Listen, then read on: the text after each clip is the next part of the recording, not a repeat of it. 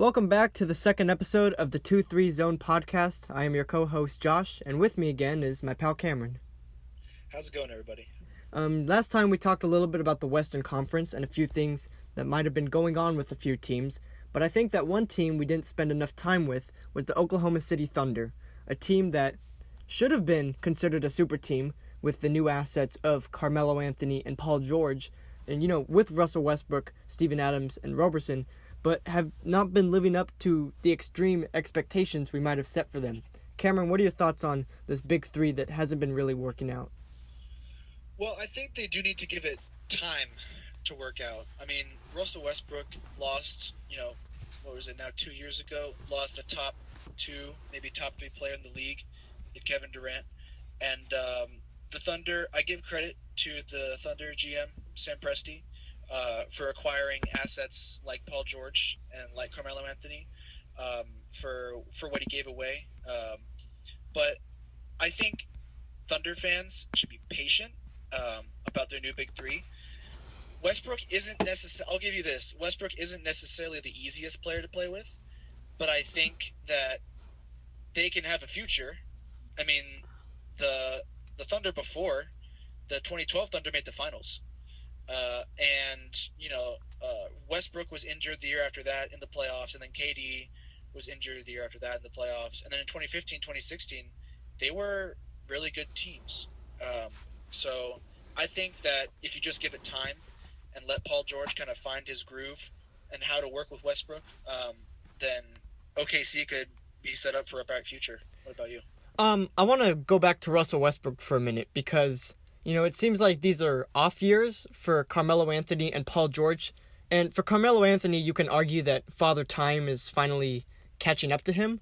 But I can't say the same for Paul George. He's been coming off of an injury a few years ago, but he's been playing out of his mind. But it doesn't seem like he fits with this new Oklahoma City Thunder. And I think that's partially because he's on a team that requires two ball-dominant players that aren't the greatest at passing, with Russell Westbrook and Carmelo Anthony. And I say that Russell Westbrook isn't the greatest at passing because even though he had a triple-double average season last year, and he's putting up crazy assists and rebounds this year, almost another average triple-double, it's hard to say that he's a genuine, appreciated teammate compared to people like on his old team with Jeff Teague and even Thaddeus Young.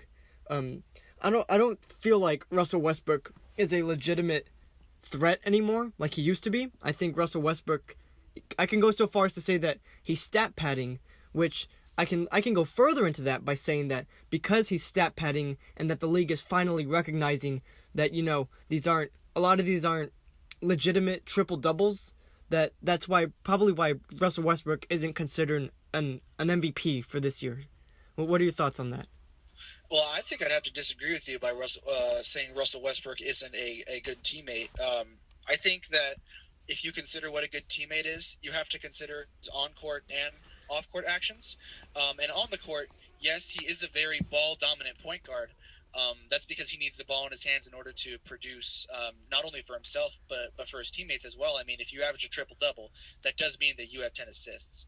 So he is, feeding his teammates, whether they be, passes to the corner from drawing in the help or dump downs in the pick and roll. But off the court, Westbrook really, really stands up for his teammates. I mean, we saw when All-Star voting came out that Paul George initially wasn't going to be an All-Star because he didn't receive enough votes.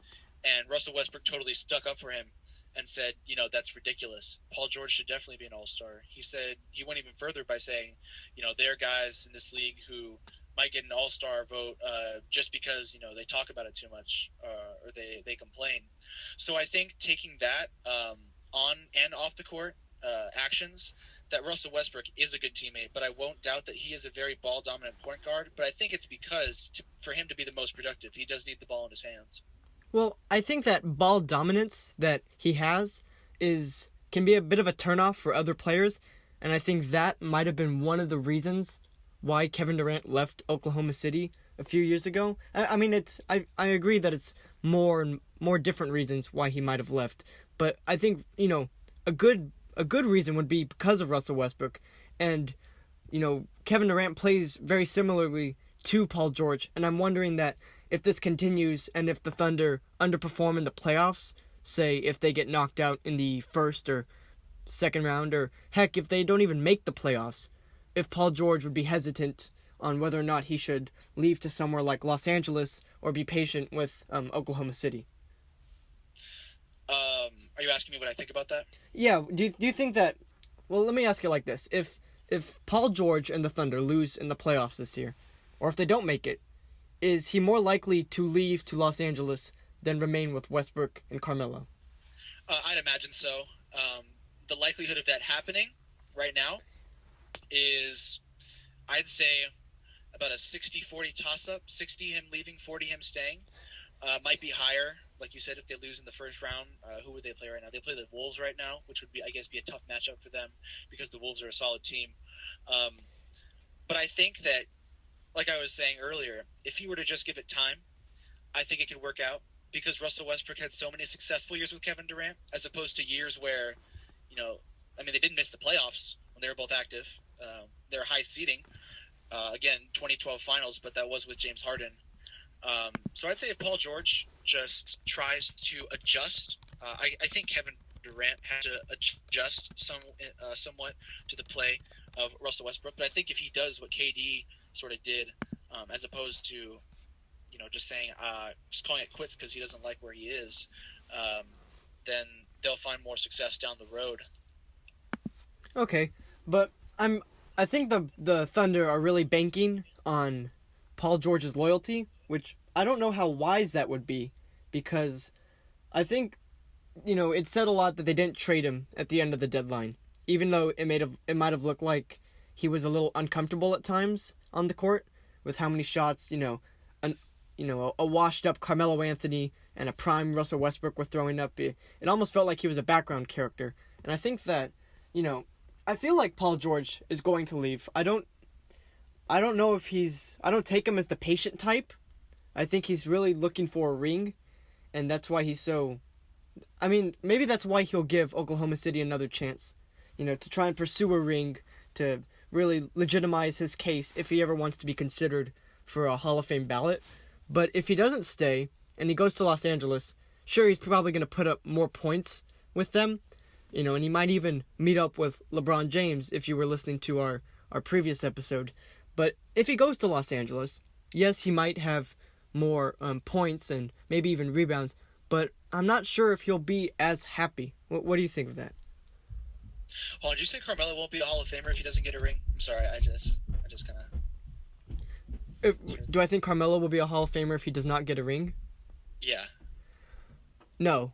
And I say no because Ben Wallace is not in the Hall of Fame still. And there's plenty of others. Chris Webber is still not in the Hall of Fame. And Ben Wallace has a ring. And I think 4 Defensive Player of the Years. And Chris Webber, you can argue that he was just as good as Carmelo Anthony in his prime for a power forward, but he did not get a ring. If we remember, it was arguable that it was rigged in 2002 when the Lakers beat the Kings. Definitely. but that right there, that solidified the fact that, Chris Webber might not make the Hall of Fame. That was his one chance at winning a ring, and it was taken right before his eyes. So I don't think that Carmelo Anthony can ever make the Hall of Fame because I think his years as an All-Star are over. I think his years as first NBA are all over. He's never going to be first defensive, and I don't think he's ever going to have an impact on a team like he did New York and, Denver.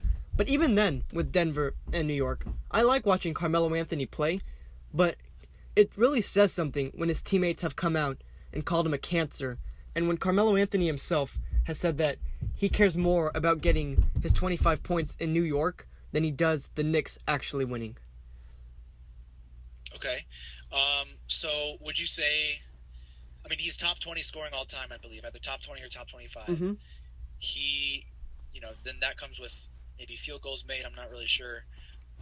He led Syracuse to a national championship, and this is the Basketball Hall of Fame, not just the NBA Hall of Fame. Complete nobodies are in the Basketball Hall of Fame. Yes, but that's also why we haven't considered Stephon Marbury for the Hall of Fame, even though he's had 8 national championships or something crazy like that in China. I think that matters that he won a national championship, but it would really solidify it if he got a ring. Now, if Carmelo Anthony does make the Hall of Fame, he'll make it on like a second or third ballot. That is not a first ballot Hall of Famer like Manu Ginobili, okay? I think we can agree on that. Manu Ginobili is a guaranteed Hall of Famer for what he's done for South American culture and bringing it to the NBA and being probably the greatest steal in the NBA draft of all time. That's different than what we have with Carmelo Anthony. It's hard, but he really needs to win a ring. It doesn't matter with Oklahoma or with anybody. He could join a super team right now, and it could be frowned upon. But until he gets a ring, I don't see Carmelo Anthony ever being in the Basketball Hall of Fame.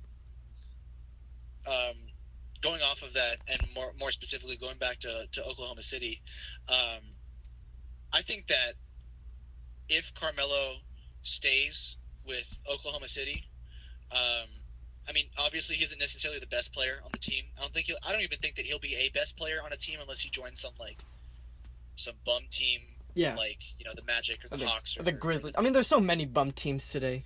Yeah, there are. But I think with the core of the Thunder, essentially their whole starting five: Westbrook, Paul George, Carmelo, Roberson, who sadly got his injury has really. He didn't seem like a very efficient player from a fan perspective. No, because fans are more focused on what you can put in the box score. Yeah, but what he brings to the team isn't translated to the box score. His defensive prowess, excellent defensive player. He does have poor free throw shooting, but he makes up for it in defense. And Steven Adams too, who I really admire. Steven Adams as a player because he's so quiet, he's so silent. He'll give you a silent 15 and 10 game, and nobody notices it because everybody's too enthralled by the play of the other three, Westbrook, Anthony, and Paul George. So I think that Steven Adams being a part of the core of the Thunder can really help them, push maybe to the Western Conference semis. I don't think that they're going to get to the Western Conference Finals this year with the way that the other teams have been playing. It's most likely going to be Rockets and Warriors, and that really pains me to say as a Spurs fan. But yeah, talking about Steven Adams and everything he does for the Thunder as well. I like that you brought up Steven Adams because it seems like every year in the NBA, there's always a small handful or two of NBA players that just are not appreciated enough, underrated. And I think Steven Adams and Andre Roberson are definitely underrated. If we look at Steven Adams, he's putting up 13 points a game, which is his best this year, along with 8.8 rebounds, also his best. He's close to leading the league, or I think he is leading the league in offensive rebounds, and he's shooting .635 field goal percentage, which is crazy, and he's 6th in the league with effective field goal mark. That's insane for a guy that's, being overshadowed by Westbrook and Paul George. And I credit a lot of Oklahoma City's success to Steven Adams and Andre Roberson because they are this defensive presence on the court. And I think that without Roberson, the Thunder really have been hurt. They're really lacking. Without Roberson, other teams are looking at that as an opportunity to score and get easier buckets because Westbrook and MELO are not the greatest defenders. And I always think that it's these handful or two of underrated players that really make an NBA team stronger and give the bench or even the starters more depth. What are your thoughts? Well, I mean, talk about underrated players. We live in San Antonio. Almost our whole roster, I believe, is underrated. I mean, players like Patty Mills, like Kyle Anderson, those guys don't necessarily go noticed, but they do contribute a large part to the success of their team. And I can say that about a lot of other players. Someone we talked about before, Drew Holiday. Oh yeah, I'd say that he's underrated because he's putting up 29, but of course he's being overshadowed by Anthony Davis, my pick for non-Harden MVP. Who would be some other underrated players in your opinion? Well, I think Chris Dunn, Jamal Murray, those kind of guys come to mind. Malcolm Brogdon and Eric Gordon, but I think the most underrated player in the league has to be Lou Williams. There is just how James Harden is unanimous probably this year for MVP. Lou Williams is unanimous for most underrated player. Okay, he's He barely missed the All-Star performance, and I think we forget, this is the same guy this year that dropped 50 points on a stacked Warriors lineup. I don't think anybody's come close to that at just being around 6'1". I think Lou Williams is the most underrated player this year. He's putting up 23.2 All-Star numbers, and he's shooting 45% from the field. That's crazy.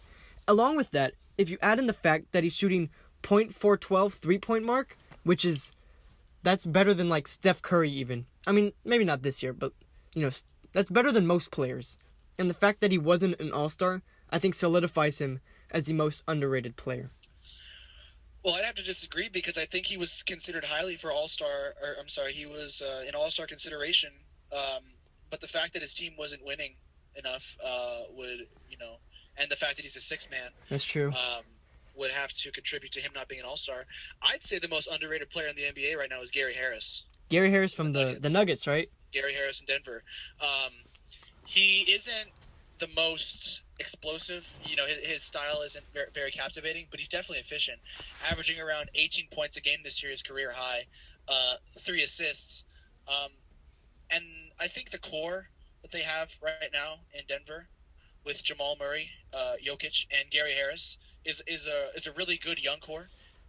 They're not in the playoff race right now, but I think that's because the West is almost a toss-up between the 5 through 6 spots, because most of them are either 2 games behind or 1 game behind. Yeah. But the way that Gary Harris shines, or rather doesn't shine because he's underrated, I'd say that he's the most underrated player in the NBA. I was looking at the Nuggets because, in terms of underrated players, they're very similar to the San Antonio Spurs. And, my opinion is that I think Jamal Murray or even Nikola Jokic is more underrated than Gary Harris. Jamal Murray going from less than 10 points in his rookie year to now 15 and shooting 35% from 3. I just think that, my opinion, I think that's more appreciated than Gary Harris, especially since this is Murray's second season. And, Nikola Jokic, who also was not an All-Star this year, recorded the quickest triple-double in NBA history. And I think he had a triple-double last night. That's going largely unnoticed. If it's not for, the NBA or even the Denver Nuggets, social media talking about it, I don't think we'd really know what kind of impact Jokic is having for the Denver Nuggets. And I think, as a Spurs fan, I have to be kind of jealous of the Nuggets, that they have this European passing, 3-point shooting big man that, seems like he would fit perfectly with the Spurs. That's a Greg Popovich dream right there. I don't think he was drafted in the second round, but a 7-foot Euro that can spread the floor. Yeah, that's a Greg Popovich wet dream right there. I didn't want to say it, but he wishes that he could have somebody like Nikola Jokic. And again, I'm jealous because it's because of Nikola Jokic that the Nuggets are where they are right now. I remember before Jokic exploded and went off, nobody respected the Nuggets. I mean, they were the Nuggets. They wore light blue on their jerseys. When you play the Nuggets, you should be happy. Or at least that was the case. Yeah. Now it's a different story. It's a different narrative. And I think that's because of Nikola Jokic. Yes, as I go back to my main point, the whole team is made up of underrated players, but they're being led by Nikola Jokic. That man is a monster. While we're on the topic of, underrated players, let's switch to maybe not necessarily overrated, but players in the spotlight. Who do you have winning Rookie of the Year? Oh, easy. Ben Simmons. I think Ben Simmons has the scoring ability of Donovan Mitchell, but Ben Simmons can pass and rebound. That's it. Here, I have the stats right here. Let's see. For Ben Simmons, in his very first year, he's putting up 16 points, 7 rebounds, and 7 assists. That's very close to a triple-double, okay? That's impressive. For Donovan Mitchell, 19 points, 3 rebounds, 3 assists. That's a gimme to Ben Simmons. You can't deny him a Rookie of the Year like that. Well, and the Sixers are doing almost just as well as the Jazz, so I don't think that, how each team is doing better than the others really matters for this pick. Well, I don't necessarily think it's it's so one-sided to Ben Simmons. I think there's a discussion to be had about Donovan Mitchell and his impact that he's had on the Jazz. I mean, take away Ben Simmons from the Sixers, they still have Embiid, who is an All-Star this year. Ben Simmons, barring that All-Star selection, I think he should have been an All-Star. I think he got snubbed. I don't think Dragic should have made it. I think Ben Simmons should have made it. But if you go to the Jazz's roster, who do they have that can get you 20 points a night? But I was looking at that. Rubio? Yeah, he's a pass first. Joe Ingles, he's just a spot up three, like a Ryan Anderson kind of player. Donovan Mitchell has, nobody expected him to be this good. He was supposed to go to the Nuggets, but the Nuggets traded him away. I had a Kawhi Leonard feeling about Mitchell when I was watching the draft last year, and I saw that they traded, this lottery pick for this Donovan Mitchell kid. I didn't think he'd be this good in his first year, but I knew that, he had to be worth something for Denver to give up whatever they did just to grab him. And I think... Keep in mind, this is a Gordon Hayward-less Utah Jazz. I forget that Gordon Hayward played for them. He filled the void of Gordon Hayward almost immediately. I mean, I won't go as far to say that he's a better player than Gordon Hayward, but it's hard to evaluate that because we haven't seen Hayward play this season. Wishing him a speedy recovery. It looks like he is recovering quite speedily. But they lost Gordon Hayward in a free agency signing, traded for this kid, and he's filled the void. I don't want to say perfectly, but pretty darn well. Yeah. Do you have him winning Rookie of the Year? Simply put, it's a tight race. I can't. It's such a 50-50 for me because Ben Simmons is a great player. But you have to pick one. If I had to pick one, yes, I'd probably have to say Donovan Mitchell because the impact he's had on his team. And with that, we're going to draw the second episode of the 2-3 Zone podcast to a conclusion. Thank you for tuning in. Be sure to like, subscribe, shout us out, and we'll see you next time with the third episode. Thank you for tuning in.